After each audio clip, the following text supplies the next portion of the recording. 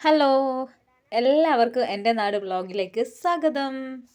അപ്പോൾ നമ്മൾ ഇന്ന് ഉണ്ടാക്കാൻ പോകുന്നത് ഒരു കല്ലുമ്മക്കായ റെസിപ്പിയാണ്. അപ്പോൾ അതിന് വേണ്ടിയിട്ട് നന്നായി കഴുകി വൃത്തിയാക്കിയ കല്ലുമ്മക്കായയിലേക്ക് മഞ്ഞൾപ്പൊടി, മുളക് പൊടി, കാശ്മീരി ചില്ലി, കല്ലുപ്പ്, പൊടിയുപ്പ് എന്നിവ ചേർത്ത് നന്നായിട്ട് ഇളക്കി യോജിപ്പിച്ച് മാറ്റി വയ്ക്കുക.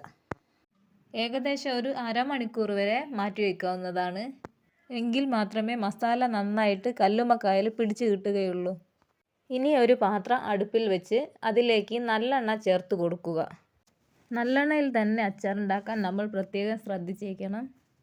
അച്ചാർ കുറേ നാളത്തേക്ക് കേടാവാതിരിക്കാൻ ഇങ്ങനെ ചെയ്യുന്നത് നല്ലതാണ്. എണ്ണ നല്ലോണം ചൂടായി കഴിഞ്ഞാൽ ഏകദേശം പകുതിയോളം കല്ലുമ്മക്കായ നമുക്ക് ഇതിൽ ചേർത്ത് കൊടുക്കാം. ഇനി കല്ലുമ്മക്കായ നന്നായിട്ട് മൊരിഞ്ഞ് വരണം. കല്ലുമ്മക്കായ നന്നായി മൊരിഞ്ഞ് വരുന്നത് അച്ചാറിന് ടേസ്റ്റ് കൂട്ടുന്നതാണ്. ഇനി കുറച്ച് കറിവേപ്പില ചേർത്ത് കൊടുക്കാം. കല്ലുമ്മക്കായ ഏകദേശം നന്നായി മൊരിഞ്ഞ് വന്നിട്ടുണ്ട്. ഇനി ഇത് നമുക്ക് അടുപ്പിൽ നിന്ന് ഇറക്കി വെക്കാം. ഇനി ഒരു പാത്രം അടുപ്പിൽ വെച്ച് അതിലേക്ക് എണ്ണ ഒഴിച്ച് കടുക് പൊട്ടിക്കുക. ശേഷം ഉണക്കമുളക്, കറിവേപ്പില എന്നിവ ഇടുക.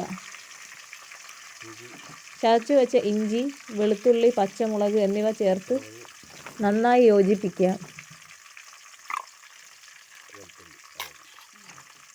ഇനി ഇത് നന്നായിട്ട് ഇളക്കി വഴറ്റിയെടുത്ത് ഇതിൻ്റെ ഒരു പച്ച മണമൊക്കെ മാറിക്കിട്ടണം. നമ്മൾ നേരത്തെ കല്ലുമ്മക്കായ വറുത്ത് വെച്ച എണ്ണ ഇതിൽ ഉപയോഗിക്കാത്തത് ആ എണ്ണയിൽ കല്ലുമ്മക്കായയുടെ മസാല പുരണ്ടിട്ടുള്ളത് കൊണ്ടാണ്. ഏകദേശം വഴന്ന ശേഷം നമുക്ക് അച്ചാർ പൊടി ചേർത്ത് കൊടുക്കാവുന്നതാണ്.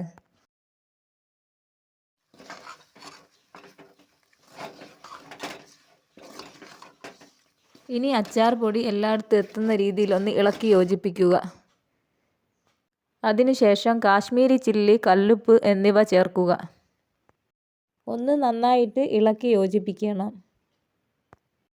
അതിനുശേഷം നമുക്ക് സുർക്ക ഒഴിച്ച് കൊടുക്കാം.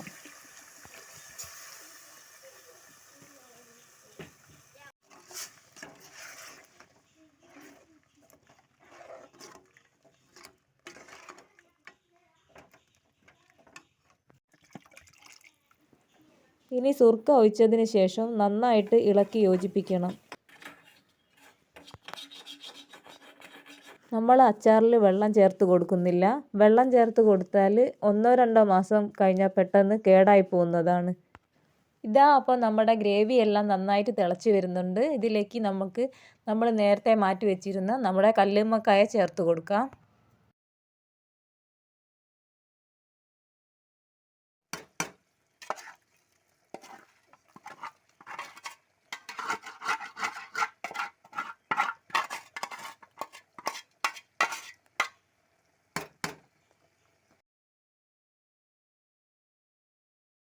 അപ്പോൾ നമ്മുടെ അച്ചാർ ഏകദേശം നന്നായിട്ടൊന്ന് കുറുകി വരുന്നുണ്ട്. ഇനി അതിലേക്ക് ഉലുവയും കടുകും ചെറുതായിട്ട് പൊടിച്ചെടുത്തതാണ് ചേർത്ത് കൊടുക്കുന്നത്.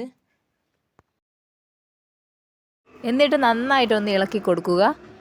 വളരെ രുചികരമായ നല്ലൊരു കല്ലുമ്മക്കായ റെസിപ്പിയാണിത്. അപ്പോൾ എല്ലാവരും ട്രൈ ചെയ്ത് നോക്കുക. എന്നിട്ട് ഫീഡ്ബാക്ക് അറിയിക്കണേ.